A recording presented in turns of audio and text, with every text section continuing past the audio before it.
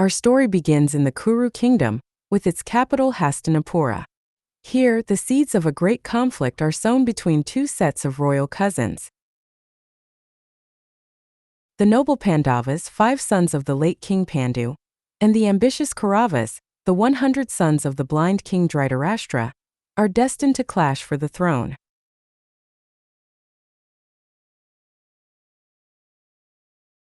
The princes are raised together under the guidance of grandsire Bhishma, and taught by the great guru Drona.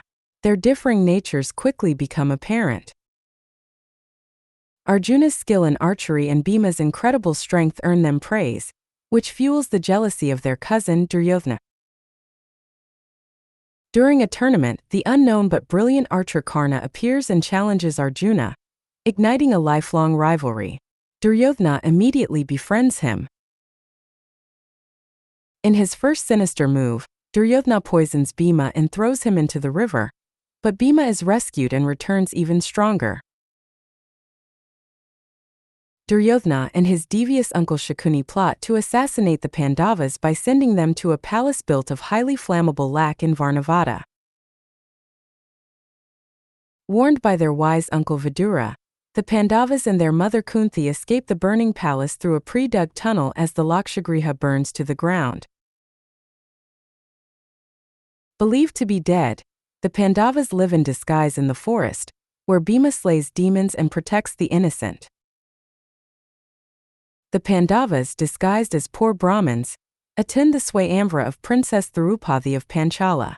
The challenge is to string a divine bow and shoot a fish's eye. Arjuna effortlessly succeeds where all kings and princes, including Karna and Duryodhana, had failed, winning Draupadi's hand in marriage.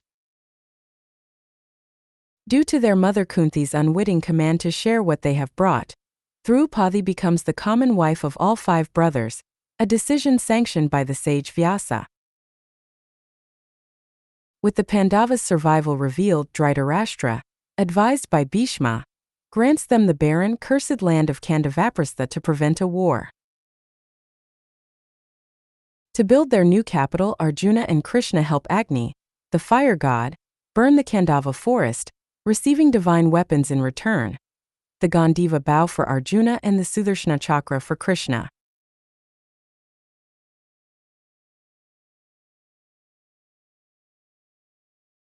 With Krishna's aid and the divine architect Mayasura, the Pandavas transform the scorched land into the magnificent city of Indraprastha, a marvel of the world. Yudhishthira performs the Rajasuya sacrifice to be crowned emperor. The splendor of Indraprastha and the Pandavas' power incites Duryodhana's envy to a fever pitch. Burning with jealousy after being humiliated in Indraprastha's Hall of Illusions, Duryodhana conspires with Shakuni to challenge Yudhishthira to a game of dice. In the court of Hastinapura, Yudhishthira, bound by a Kshatriya's code of honor, accepts the challenge. Shakuni plays on Duryodhana's behalf with his enchanted dice. Shakuni's dice never fail. Yudhishthira loses his jewels, his kingdom, his brothers, and even himself, becoming a slave to Duryodhana. Goaded by Shakuni, Yudhishthira makes the final, disastrous wager. His wife Draupadi. He loses her as well. Dushasana drags Draupadi by her hair into the court. In the ultimate act of dishonor, he attempts to disrobe her before the silent elders. Draupadi prays fervently to Krishna, who miraculously provides her with an endless sari, preventing her disrobing and saving her honor.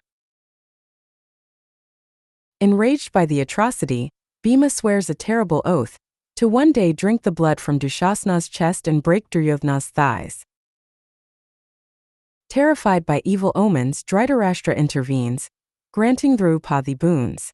She asks for her husband's freedom, and he restores all they had lost. But Duryodhana forces his father to recall the Pandavas for one last game of dice. The loser will go into exile for 13 years. Yudhishthira loses again. The Pandavas and Draupadi must now spend 12 years in the forest and a 13th year in incognito, their kingdom forfeit.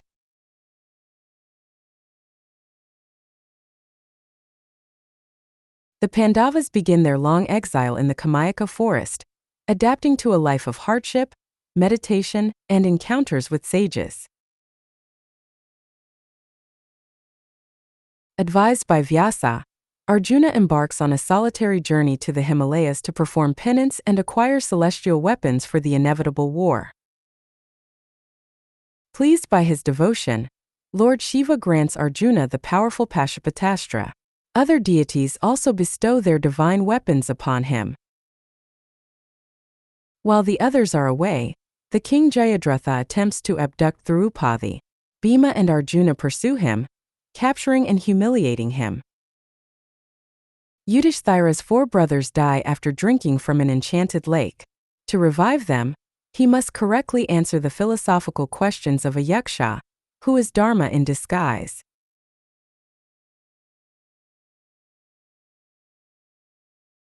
For their 13th year, the Pandavas take on disguises in the court of King Virata. Yudhishthira becomes a courtier, Bhima a cook, and Arjuna a dance teacher. When the army commander Kichaka harasses Draupadi, disguised as a handmaiden, Bhima, in a secret rendezvous, crushes him to death, protecting her honor. Suspecting the Pandavas are hiding there, the Kauravas attack Virata's kingdom to steal its cattle and expose them before their exile ends. Arjuna, disguised as the eunuch Brihanala, serves as the charioteer for Prince Uttara to face the invading army. After retrieving his Gandiva bow, Arjuna single-handedly defeats the entire Kaurava army, including Bhishma, Drona, and Karna. Their identities are revealed as the exile ends. The exile is complete. In gratitude, King Virata offers his daughter Uttara in marriage to Arjuna's son, the valiant Abhimanyu, sealing a powerful alliance.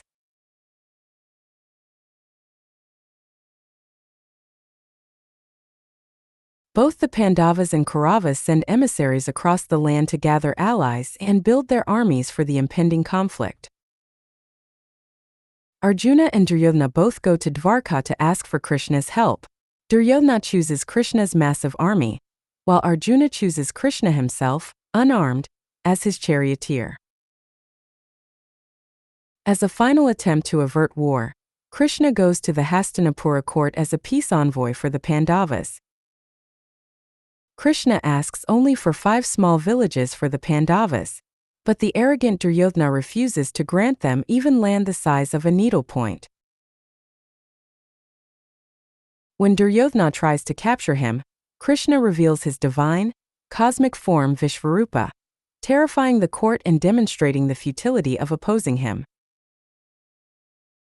Kunti reveals to Karna that he is her firstborn son, making him the eldest Pandava.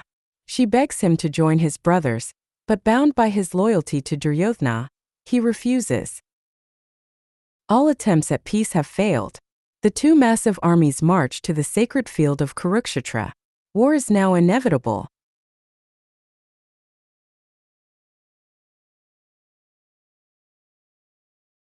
On the first day of the war, seeing his beloved grandsire Bhishma and teacher Drona on the opposing side, Arjuna is filled with sorrow and refuses to fight. Krishna delivers the celestial sermon of the Bhagavad Gita, teaching Arjuna about dharma, selfless action, and the immortal soul, urging him to fulfill his duty. His spirit restored, Arjuna raises his Gandiva bow. The conches sound across the battlefield, signaling the start of the great Kurukshetra War. For 9 days, the Kaurava commander Bhishma proves invincible, devastating the Pandava army with his divine weaponry. On the 10th day, Arjuna places Shikhandi, a warrior Bhishma has vowed not to fight, before him and pierces the grandsire with a torrent of arrows. The new commander, Drona, forms the impenetrable Chakravyuha, a circular military formation. Only Abhimanyu knows how to enter but not how to exit.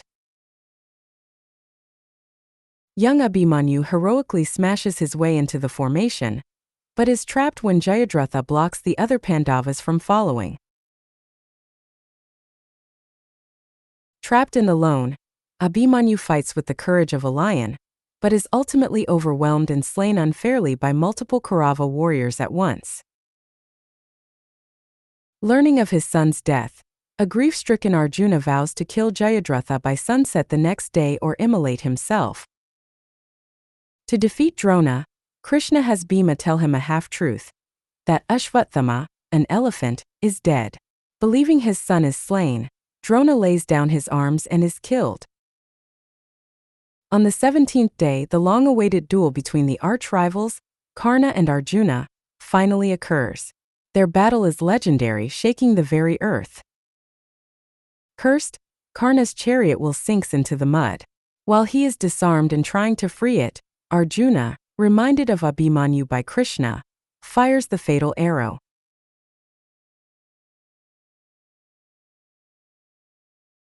On the 18th day, Duryodhana faces Bhima in a final brutal mace duel.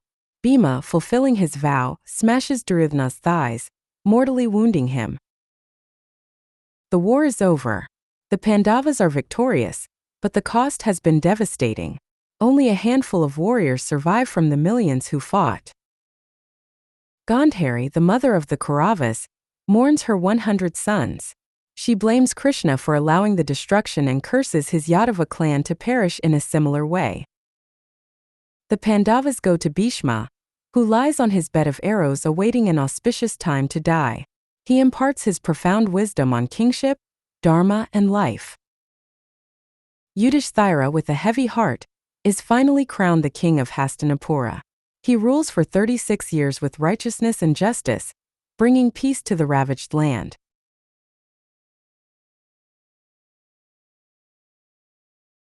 After many years of rule, the Pandavas and Draupadi renounce their kingdom and begin their final pilgrimage on foot towards the Himalayas, seeking entry into heaven.